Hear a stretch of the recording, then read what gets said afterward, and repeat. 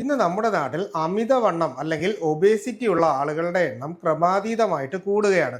ചിലരെ സംബന്ധിച്ച് അവരുടെ വയറ് തൂങ്ങുന്നത് പോലെ അല്ലെങ്കിൽ കുടവയറ് ഉണ്ടാകുന്നത് പോലെ ശരീരത്തിന്റെ വണ്ണം വലുതായിട്ട് കാണത്തില്ല, വയറ് പുറത്തേക്ക് തള്ളുന്നത് പോലെ.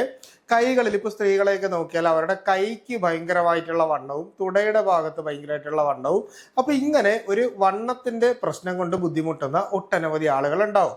എന്നാൽ സ്വാഭാവികമായിട്ടുള്ള ഒരു ശരീര ഭംഗിയിലേക്ക് തിരിച്ചു വരുന്നതിന് വേണ്ടിയിട്ട് നമ്മളിൽ പലരും ആലോചിക്കുന്ന അല്ലെങ്കിൽ നിങ്ങൾ ഇപ്പോൾ ചിന്തിക്കുന്ന ഈ കാര്യം എന്ന് പറഞ്ഞാൽ, നമ്മൾ നന്നായിട്ട് വ്യായാമം ചെയ്തു കഴിഞ്ഞാൽ ഈ ഒരു പ്രശ്നത്തിന്റെ അകത്ത് വ്യത്യാസം ഉണ്ടാവും. സത്യത്തിൽ വ്യായാമം ആവശ്യമാണെങ്കിലും ഇവിടെ പലപ്പോഴും ആഹാരത്തിന് ചിട്ടയായ ഒരു ക്രമീകരണം കൊണ്ടുവരേണ്ടതാണ് ഏറ്റവും പ്രധാനപ്പെട്ട കാര്യം എന്ന് പറയുന്നത്.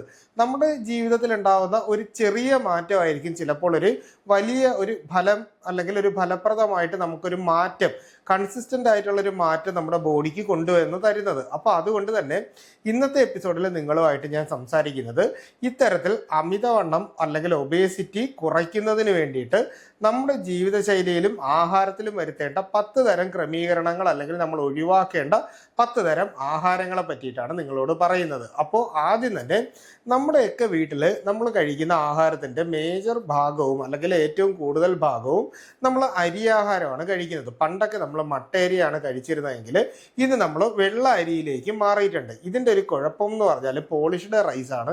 ഇതിൻ്റെ അകത്ത് ഫൈബർ കണ്ടന്റ് വളരെ കുറവാണ്, എന്നാൽ ഉയർന്ന അളവിൽ കാർബോഹൈഡ്രേറ്റ് ഇതിൻ്റെ അകത്ത് കാണുന്നുമുണ്ട്. അപ്പോൾ ഇത്തരത്തിൽ അമിതമായിട്ട് കാർബോഹൈഡ്രേറ്റ് വരുന്നു. ഒപ്പം തന്നെ കൃത്യമായിട്ടുള്ള വ്യായാമം ഇല്ലായ്മയും നമ്മൾ വീട്ടിൻ്റെ ഉള്ളിൽ തന്നെ ഇരിക്കുന്നത് കൊണ്ടും ഒക്കെ ഇല്ലെങ്കിൽ നമുക്കുണ്ടാവുന്ന ചെറിയ ഒരു ഹോർമോൺ വ്യതിയാനം പോലും പെട്ടെന്ന് നമ്മുടെ ശരീരത്തിന് വണ്ണം വെക്കുന്ന ഒരു രീതിയിലേക്ക് കൊണ്ടെത്തിക്കാറുണ്ട്.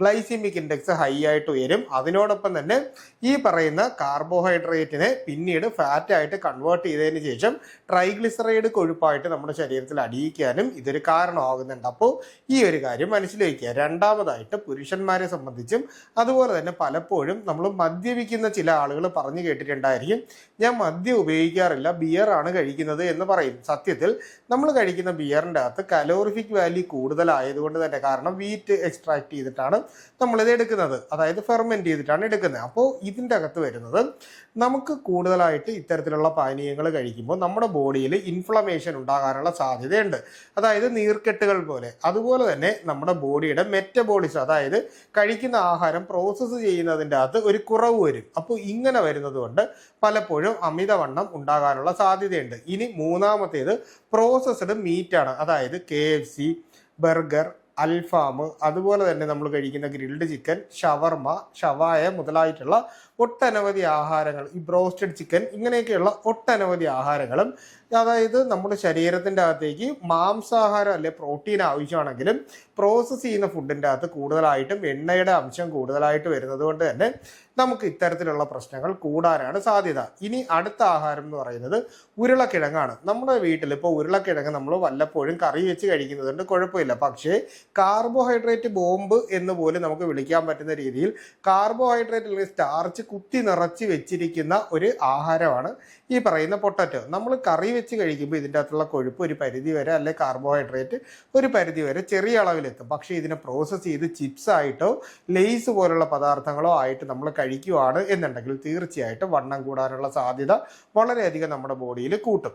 പിന്നീട് നമുക്കൊക്കെ ഏറ്റവും കൂടുതൽ കഴിക്കാനായിട്ട് ഇഷ്ടമുള്ളത് ഐസ്ക്രീമാണ്. ഐസ്ക്രീം കഴിക്കാൻ ഇഷ്ടപ്പെടാത്ത ആൾക്കാർ നമ്മുടെ നാട്ടിൽ വളരെ കുറവാണ്. എന്നാൽ നമ്മുടെ നാട്ടിൽ കിട്ടുന്ന ഐസ്ക്രീമിൻ്റെ പുറകുവശം എടുത്ത് നമ്മളൊന്ന് വായിച്ചു നോക്കിയാൽ ഇതിൽ കൂടുതലായിട്ടും ഷുഗറും അതുപോലെ തന്നെ അൺഹെൽത്തി ഫാറ്റും ആയിരിക്കും കൂടുതലായിട്ട് വരുന്നത്. അപ്പോൾ ഇങ്ങനെ പ്രോസസ്സ് ചെയ്ത് വരുന്ന ഐസ്ക്രീം കഴിക്കുന്നത് നമ്മുടെ ശരീരത്തിൻ്റെ അകത്ത് വണ്ണം കൂട്ടും എന്ന് കരുതി ഐസ്ക്രീം കഴിക്കരുതെന്നല്ല, നമ്മൾ മാസത്തിലോ അങ്ങനെയൊക്കെ നമുക്കൊരാഗ്രഹം തോന്നുന്ന സമയത്ത് ചെറിയ അളവിൽ ചെറിയ കപ്പിലുള്ള ഐസ്ക്രീം വാങ്ങി കഴിക്കുന്നത് കൊണ്ട് ബുദ്ധിമുട്ടില്ല. പതിവായിട്ടുള്ള ഐസ്ക്രീമിൻ്റെ ഉപയോഗം ഒട്ടും നല്ലതല്ല. ഇനി നമ്മൾ പലപ്പോഴും കഴിക്കുന്ന ശീതള പാനീയങ്ങൾ, അതായത് സോഡ ചേർന്നിട്ടുള്ള അല്ലെങ്കിൽ കാർബണേറ്റഡ് ഡ്രിങ്ക്സ് നമ്മൾ വാങ്ങി കഴിക്കുമ്പോൾ നമ്മുടെ ശരീരത്തിൻ്റെ അകത്ത് യാതൊരുവിധ ഗുണവും ഇല്ലാത്തതും അതുപോലെ തന്നെ ഏറ്റവും കൂടുതൽ പഞ്ചസാരയുടെ അളവ് ഉള്ളതുമായിട്ടുള്ള ഭക്ഷണമായിരിക്കും ഇത്. അപ്പോൾ ഇത് കഴിക്കുന്നതിലൂടെ നമ്മുടെ ശരീരത്തിൽ എപ്പോഴും നമുക്ക് ഈ പറയുന്ന ഗ്യാസിൻ്റെ പ്രശ്നവും ദഹന പ്രശ്നങ്ങളും ഉണ്ടാകാനും അതുപോലെ തന്നെ നമ്മുടെ ബോഡി അമിതമായിട്ട് വണ്ണം വയ്ക്കുന്നതിനും കാരണമാകുന്നുണ്ട്. പിന്നീട് നമുക്കൊക്കെ ബേക്കറി ഭക്ഷണങ്ങൾ കഴിക്കാൻ വളരെ ഇഷ്ടമാണ്. മിക്സ്ചർ, ചിപ്സ്, ജിലേബി, ലഡു ഇങ്ങനെയൊക്കെയുള്ള ഒട്ടനവധി ബേക്കറി ആഹാരങ്ങൾ വാങ്ങി കഴിക്കാറുണ്ട്. ഇതിൻ്റെ അകത്തൊക്കെ ഹൈ കലോറിഫിക് വാല്യൂ വരുന്നതുകൊണ്ട് തന്നെ ഇത്തരത്തിലുള്ള ആഹാരങ്ങളുടെ അമിതമായിട്ടുള്ള ഉപയോഗം പലപ്പോഴും നമ്മുടെ ശരീരത്തെ വണ്ണം വയ്ക്കുന്നതിന് ഒരു കാരണവും. മൈദയുടെ, അതായത് റിഫൈൻ ചെയ്തിട്ടുള്ള മൈദ നമ്മൾ ഉപയോഗിക്കുന്നു. പൊറോട്ടയും അതുപോലെ തന്നെ വാഴയ്ക്കപ്പൊക്കെ ഉണ്ടാക്കാനും പല കാര്യങ്ങൾക്കും മൈദ നമ്മൾ ഉപയോഗിക്കുന്നുണ്ട്. ഇത്തരത്തിലുള്ള മൈദയുടെ അമിതമായിട്ടുള്ള ഉപയോഗം പലപ്പോഴും ഫൈബറും ഒന്നുമില്ലാത്തത് കൊണ്ട് തന്നെ നമുക്ക് ദഹന സംബന്ധമായിട്ടുള്ള പ്രശ്നങ്ങൾ ഉണ്ടാക്കാനും നമ്മൾ കഴിക്കുന്ന ആഹാരം ശരീരത്തിൻ്റെ അകത്ത് കൃത്യമായിട്ട് പ്രോസസ്സ് ചെയ്ത് പോകാതിരിക്കുന്നതിന് ഒരു പരിധി വരെ കാരണമാകാറുണ്ട്.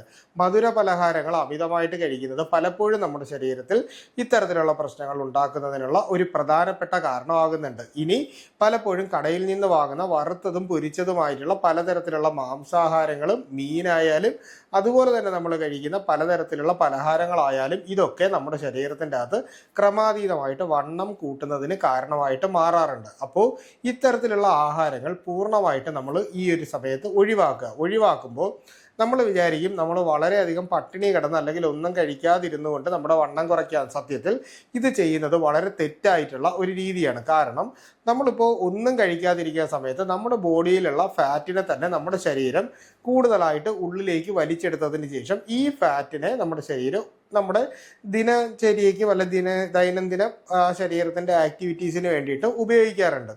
അപ്പോൾ അങ്ങനെ ഉപയോഗിക്കുന്ന ഒരു രീതിയിലോട്ട് വരുമ്പോൾ നമ്മുടെ വണ്ണം കുറച്ച് കുറഞ്ഞു വരും. അപ്പോൾ നമ്മൾ ആഹാരം കഴിക്കാണ്ടിരിക്കും. എന്നാൽ പിന്നീട് നമുക്ക് എത്ര ദിവസം ഇതുപോലുള്ളൊരു സ്ട്രിക്റ്റ് ഡയറ്റ് ഫോളോ ചെയ്യാൻ പറ്റും? അപ്പം നമ്മൾ എന്ത് ചെയ്യും? ഈ പറഞ്ഞ രീതിയിൽ വീണ്ടും എന്തെങ്കിലും ഒരു ആഹാരം വണ്ണം കുറഞ്ഞു എന്ന് പറഞ്ഞ് കഴിക്കുമ്പോൾ ശരീരം ഡബിളായിട്ട് ഈ പറയുന്ന ആഹാരം ഉള്ളിലേക്ക് പിടിച്ചെടുക്കാനുള്ള ഒരു രീതിയും കൂടുതലായിട്ട് സ്റ്റോർ ചെയ്യപ്പെടുകയും ചെയ്യും. അതുകൊണ്ടാണ് നമ്മൾ പട്ടിണി കിടന്ന് വണ്ണം കൂട്ടുന്നവർക്ക് പെട്ടെന്ന് വണ്ണം കൂടുന്നതായിട്ട്, അതായത് എന്തെങ്കിലും ആഹാരം കഴിച്ചാൽ അപ്പം തന്നെ വണ്ണം കൂടുന്നതായിട്ട് കാണുന്നത്. അപ്പോൾ ഈ പറഞ്ഞൊരു കാര്യം നിങ്ങൾ കൃത്യമായിട്ട് മനസ്സിൽ വയ്ക്കുക. ഇനി വണ്ണം കുറയ്ക്കാൻ നിങ്ങൾ ആത്മാർത്ഥമായിട്ട് ഇഷ്ടപ്പെടുന്നുണ്ടെങ്കിൽ അത്യാവശ്യം പച്ചക്കറികളും ഇലക്കറികളും നിങ്ങൾ നന്നായിട്ട് കഴിക്കുക. ഹെൽത്തി ഫാറ്റുകളായിട്ടുള്ള അല്ലെങ്കിൽ നമ്മുടെ ശരീരത്തിൻ്റെ അകത്തുള്ള HDL നന്നായിട്ട് കിട്ടുന്ന ചെറിയ നട്ട്സ് വിഭാഗങ്ങൾ ചെറിയ ക്വാണ്ടിറ്റിയിൽ നമുക്ക് കഴിക്കാനായിട്ട് പറ്റുന്നതാണ്. അതുപോലെ തന്നെ വെള്ളയരിയുടെ ചോറും മറ്റു കാര്യങ്ങൾ ഒഴിവാക്കുക. കൃത്യമായിട്ട് ദിവസവും 1 മണിക്കൂർ വ്യായാമം ചെയ്യുക.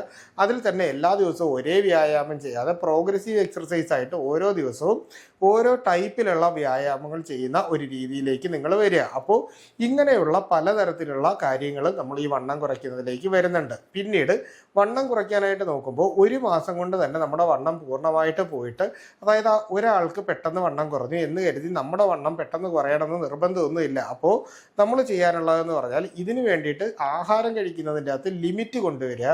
ഈ പറഞ്ഞ രീതിയിലുള്ള ആഹാരങ്ങൾ ഒഴിവാക്കുക. അതിനോടൊപ്പം തന്നെ ഹെൽത്തി ആയിട്ടുള്ള ആഹാരങ്ങൾ കഴിച്ചുകൊണ്ട് നമ്മൾ വണ്ണം കുറയ്ക്കാൻ ശ്രമിച്ചു കഴിഞ്ഞാൽ നമുക്ക് അമിതമായിട്ട് വിശക്കുകയും നമ്മുടെ ശരീരത്തിലെ ഫാറ്റ് അമിതമായിട്ട് ബേൺ ചെയ്തിട്ട് വീണ്ടും ശരീരത്തിൽ കൊഴുപ്പടിയാനുള്ള പ്രവണത കുറയ്ക്കുകയും ചെയ്യുന്നതായിട്ട് നമുക്ക് കാണാനായിട്ട് പറ്റും. അതുകൊണ്ട് തന്നെ ഇത്തരത്തിൽ നിങ്ങൾ വണ്ണം കുറയ്ക്കുന്നുണ്ടെങ്കിൽ തീർച്ചയായിട്ടും ഈ പറഞ്ഞ കാര്യങ്ങൾ ഫോളോ ചെയ്തില്ലെങ്കിൽ ആദ്യം ഒന്ന് ചെറുതായിട്ട് വണ്ണം കുറയും, പിന്നീട് വണ്ണം കൂടാനാണ് സാധ്യത. അപ്പോൾ അതുകൊണ്ട് തന്നെ ഈ ഒരു വിഷയവുമായിട്ട് ബന്ധപ്പെട്ട് നിങ്ങൾക്ക് എന്തെങ്കിലും തരത്തിലുള്ള സംശയങ്ങൾ ഉണ്ടെങ്കിൽ തീർച്ചയായിട്ടും നിങ്ങളത് കമൻ്റായിട്ടോ നമ്മുടെ വാട്സാപ്പിൻ്റെ നമ്പറിലോ ചോദിക്കുക. കൃത്യമായിട്ടുള്ള റിപ്ലൈ നിങ്ങൾക്ക് കിട്ടുന്നതായിരിക്കും.